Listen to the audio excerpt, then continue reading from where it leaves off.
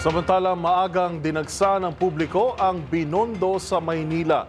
Ilang oras bago ang salubong sa Chinese New Year o Year of the Wooden Snake.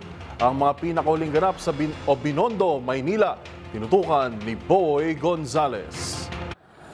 Ngayong bisperas ng Chinese New Year, dinadagsa ng mga kababayan natin galing pa sa iba't ibang lugar ang Chinatown, na particular na ang Ongpin Street, Binondo, Maynila.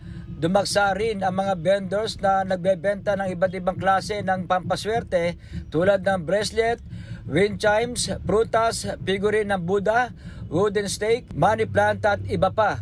Ang tikoy ay mabibili naman sa halagang 110 piso, habang 135 piso naman ang medium at 200 naman ang large. May mga dragon dance, mga nakamascot ng cartoon character ng Avengers gaya ng Spider-Man, Batman at iba pa.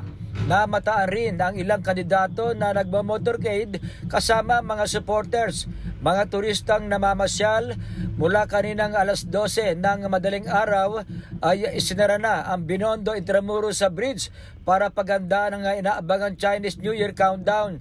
Mamayang alas 9 ng gabi, isasara naman ang Jones Bridge, Quintin Paredes mula Padre Burgos Avenue hanggang Dasmariñas Street at Plaza Cervantes. Maigpit ang seguridad na ipinapatupad sa paligid ng Binondo, kung saan maagang nag-deploy ng mga tauhan ng Manila Police District at Manila Traffic and Parking Bureau para maging maayos ang daloy ng sasakyan. Para sa MBC TV Network News, ito si Boy Gonzales, una sa Pilipinas, una sa Pilipino.